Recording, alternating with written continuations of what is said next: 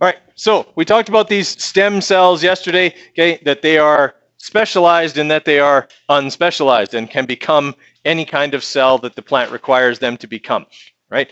Moving on here, okay? Other examples of specialized cells within the plant.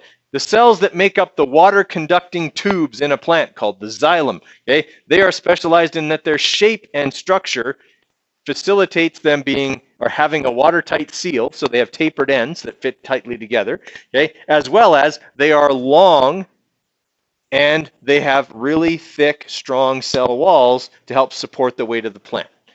Okay, so they're specialized in that way to help with the transport of water and the support of the plants.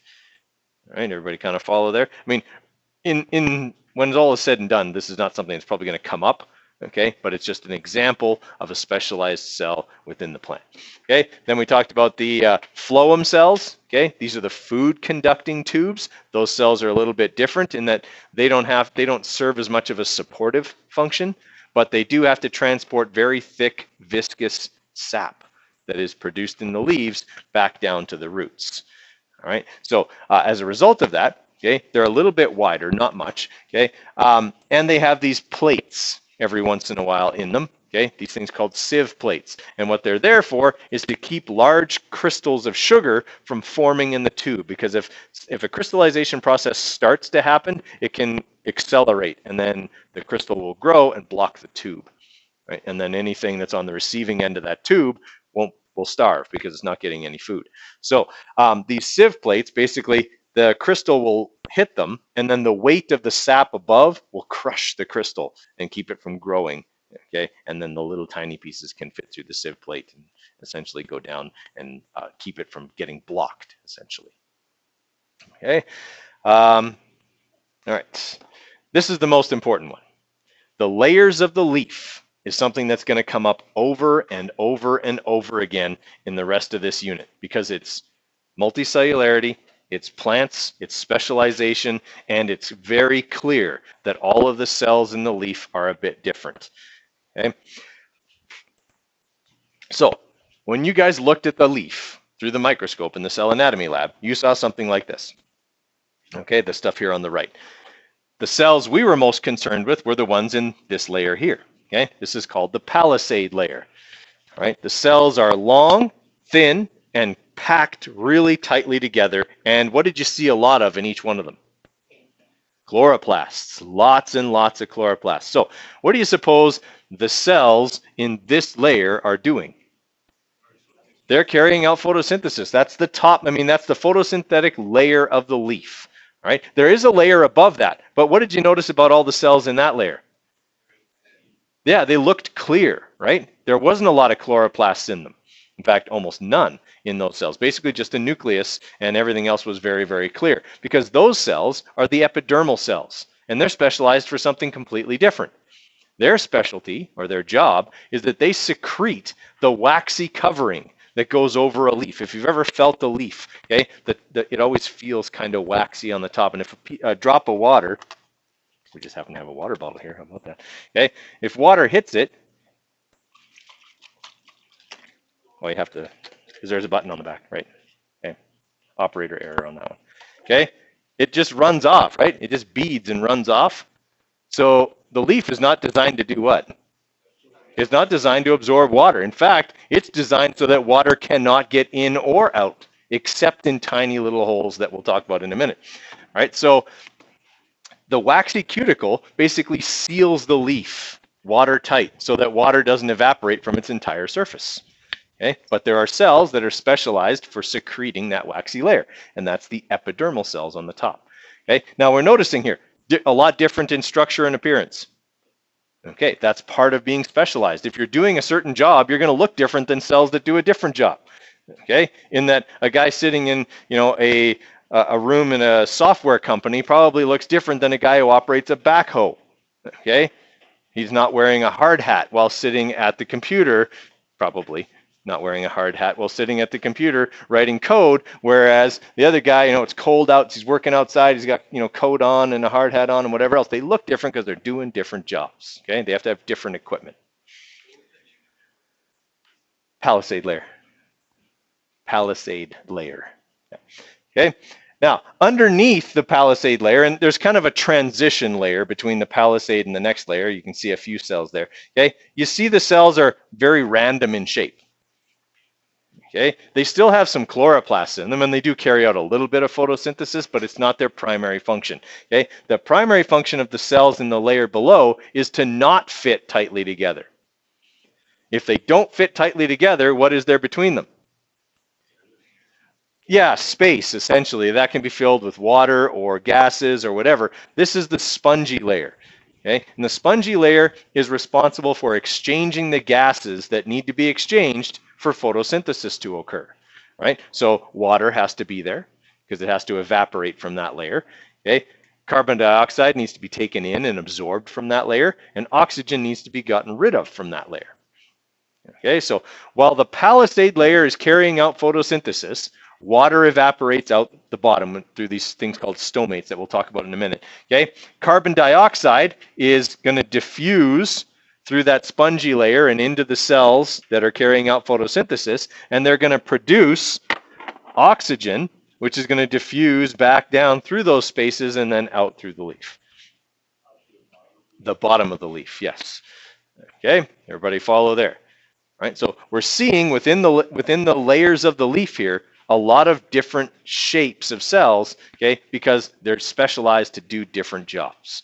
Okay, and this, like I said, this diagram will come up over and over again. So terms you're going to need to know: the waxy cuticle and the upper epidermis. Okay, the upper epidermis secretes the waxy cuticle. Okay, there's also lower epidermis, which does the same thing. It's just on the bottom of the leaf. Okay, so there's also a waxy cuticle on the bottom. It's just not labeled on this diagram. Okay, and then you don't need to know the word mesophyll, just need to know Palisade layer, that's the photosynthetic layer, okay, with the rectangular cells, and the spongy layer. Okay, that's the randomly shaped cells that don't fit tightly together. We talked about the veins, that is the food conducting and water conducting cells just a minute ago. Okay, those are cells that do get into the leaf, and you could see those near the center of the leaf. If you were looking in the wrong spot on that slide, remember I told you don't look at the middle, look at the edges. Okay, that's where you see the bulk of the tissue that is the veins. Okay, on the outside of the veins is the food conducting tubes, or the phloem. On the inside of the veins are the water conducting tubes. That way the water has to diffuse through the sugary sap. It helps to thin it a little bit. Okay, and because there's sugar in that, it creates an osmotic pressure that helps to pull the water out of the veins and into the other tissue. Okay, everybody with me there? All right, on the bottom of the leaf, and almost entirely on the bottom of the leaf, are these special structures here. Okay, they're called Stowe Mates, and they're made up of 2 guard cells each. These are a highly specialized type of cell that perform a very important job. A Stowe Mate is like a pore. Okay, it's a hole. It can open and close. Okay, and it opens and closes in response to how much water the plant is using. Okay, and it uses more water the more photosynthesis it carries out. Okay, so over the course of the day, okay, the plant's carrying out photosynthesis, and water, which comes from the roots through the veins and into here, okay, water will come out of the veins and move into the spongy layer. Okay, and it's going to move into the spongy layer because water is evaporating out through these Stowe Mates. What gets left behind when that water evaporates? Salt. Yeah. Okay, all the minerals that were in the water that was absorbed by the roots get left behind in here. What does that cause? Osmotic pressure. Exactly. Okay, this is what pulls water up a plant. Water moves up a giant tree, even if it's 100 meters tall. It moves up a giant tree strictly on osmotic pressure. Because as that water evaporates and the salt gets left behind, water that's in the vein moves out of the vein and into the spongy layer. But remember, water is a polar molecule. So as it's doing that, what is it doing to all the other water molecules? Dragging them along because they're connected by hydrogen bonds. Okay, that's what pulls water up a plant. It's free. The plant requires no energy to transport water, regardless of how tall it is. It strictly uses osmotic pulling force. Okay? It's one of those miracles of nature. Okay? Everyone envisions this pump in the roots that's somehow pushing water up the plant, but it's not. It's a pulling force from the top. All right, these guard cells, we'll talk about them next here in just a sec. Okay, another diagram, same kind of thing. Okay, you can see the water conducting cells, then the food conducting cells, so xylem and phloem. Okay, you got your palisade layer again, waxy cuticle. There are some stomates on the top of the leaf, but it's very rare. Okay, most of them are on the bottom of the leaf. Why is it better to have the place where water evaporates on the bottom of the leaf? Okay, a little bit, but I mean, again, the epidermis on the bottom is also clear.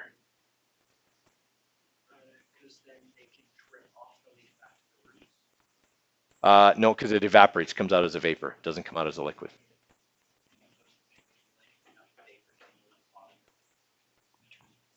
No. Okay, guys, see underneath the leaf? What do you see here on the filing cabinet under the leaf? If I move the leaf, it disappears. No. A shadow. What is the stomate is always in the shadow if it's on the bottom of the leaf. Does that reduce the amount of evaporation? Yeah, it's way better to have the stomates underneath in the shade where they're not in direct sunlight. Then the plant loses less water. It's just a natural adaptation, okay, against water loss. Okay? The plant has many adaptations against water loss because that's its biggest challenge. It lives on land, water can be scarce. So it's got the waxy cuticle that protects it. Okay, like for example, a moss does not have a waxy cuticle, right? Which is why you only see mosses growing in like big forests where they're on the forest floor and shaded all the time. Okay, if you put a moss out in the sun in a matter of hours, it'll be just crunchy, right? Because it would just evaporate from the entire surface. Okay, having this waxy cuticle prevents that. Okay, having the stomates open and close, and we're going to talk about how they do that here in a minute, and having them on the bottom really limits the amount of evaporation. Jake. So is the structure of plants that are like in the ocean different? Oh, completely different. Yeah, we're talking about terrestrial plants here. Like an aquatic plant doesn't have tubes. So it's got no phloem, no xylem, no really true leaves either. Its entire surface is photosynthetic. No roots to speak of because it doesn't need them. The water is all around it, right? So they work way differently. Multicellular algae is a totally different thing. When all the leaves fall off the tree, is there any way for water to get through? No, and that's exactly why they want to lose them. Okay, if there's water in the trunk of the tree and it gets cold, what'll happen? It'll expand, it'll break the tree, right? Like it'll literally snap and splinter the tree. In the same way that if a tree gets struck by lightning, it explodes. Okay, the water boils, in all the sap just boils, and it expands so rapidly that the tree literally just explodes. Anyone ever seen that? It's scary to be next to a tree when it gets struck by lightning and explodes. Not just because the tree explodes, but because lightning is also scary. Okay, so everyone kind of follow there? All right. So big thing here, guys, the veins, the stomates. Okay, we definitely want to talk about what the stomates do, which is what we're going to talk about next year. Okay, so the stomates, this is what they look like under a microscope. Right, so they are made up of two guard cells. Okay, in the morning, okay, when the plant has had kind of all night to absorb water from the roots and it hasn't been exposed to sunshine, it's been quite a bit cooler, okay, the water vacuoles inside of the stomates, or sorry, inside the guard cells, get really, really full. Right? And as they get really, really full, it actually causes the shape of the guard cells to be more of a crescent or a bean shape, okay, like this. When they're that shape, the stomate is open and water can evaporate out through the hole. Over the course of the day, if water keeps evaporating out through the stomate, what keeps getting left behind in the tissue and cells surrounding it? Salt. Okay, so what's going to happen to the water in these guard cells if salt starts to build up around them? Right, it's going to get pulled out by osmosis. Osmosis governs almost everything in a plant. Okay, so osmosis will start to draw water out of the guard cells, and the guard cells will start to change shape because the vacuoles are not pushing on the cell wall as hard anymore, and that will result in the guard cell closing off the stomate. Okay, just a natural reaction. The plant doesn't make conscious decisions. It doesn't have a brain or a nervous system. This is just a natural reaction to water loss. Okay, evolved over millions and millions of years. Okay, but it works. It helps keep the plant from drying out. Okay. All right, so how the Stowe Mate works, super important. Okay, so there's a few things, okay, that you definitely need to know. Layers of the leaf.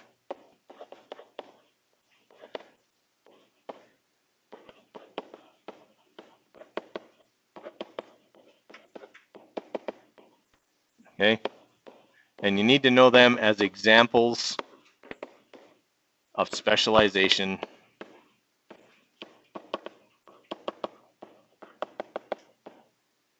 in multicellular organisms.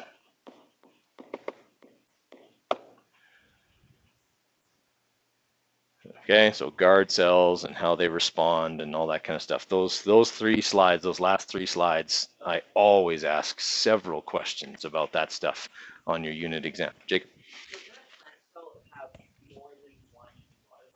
Yes, it can.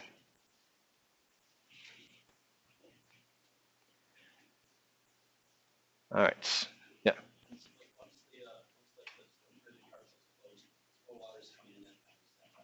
Yeah, it basically gives the roots a chance to catch up. Okay, like this would happen, like if we're talking about a long, like July summer day. Okay, the Stowe Mates would probably be closing by early afternoon. Okay, so that they're closed during the heat of the day. Right? They can still carry out what are called the dark reactions of photosynthesis because they've already captured the energy that they need to carry them out. And in fact, a lot of that stuff can even occur in the dark as long as the energy has been captured previous. It doesn't. Photosynthesis stops when the Stowe Mates are closed. Okay, it has to stop photosynthesis to stop the evaporation. Well, at night they may open back up. During the dark reactions is when carbon dioxide and oxygen get exchanged.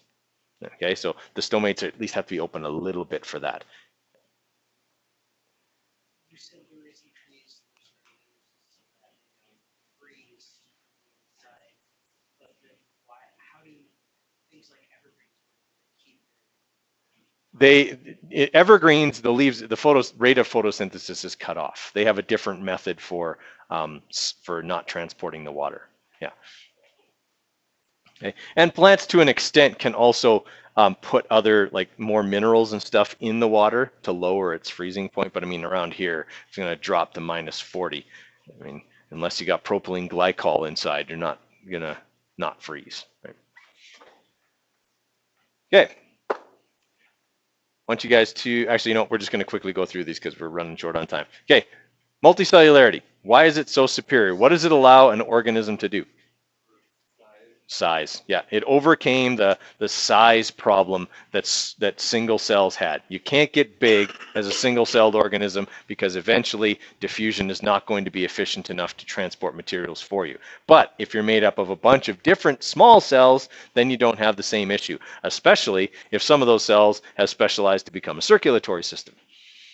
Okay, I mean, a lot of the energy that our body uses every day is the circulatory system, keeping the heart pumping and moving materials around actively as opposed to waiting for a passive method to do it. Okay, how are the cells of the leaf different from cells found in the stem of a plant?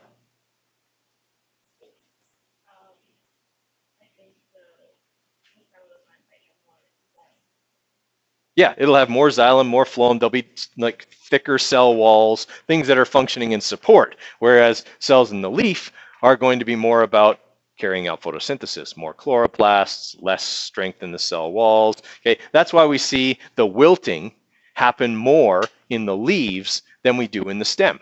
Okay, the stem is more fibrous than the leaf is. So when the water vacuoles in the stem start to lose their water, we don't notice the effect the same way we notice it in the leaves of a plant. Okay, everybody kind of follow there? Do you want us to refer to xylem and phloem as veins or just Xylem and phloem, yes, more specific, yeah. And we'll talk about those in another day. But okay, describe how the epidermis and Stowe Mates have similar jobs. Their jobs are similar in that they're both responsible for regulating water loss from the plant. The epidermis secretes the waxy cuticle that basically prevents evaporation, okay? And the Stowe Mates can open and close to allow water to evaporate when it needs to, but stop it when the situation gets dire. Okay, and the Stowe Mate, okay, we just talked about how the Stowe Mate works. It's whether the Stowe Mate is open or closed is based on the osmotic pressure in the tissue surrounding it. Okay, as the water evaporates from the plant during the day, salts will build up, draw water out of the guard cells, and close the stomate. All right.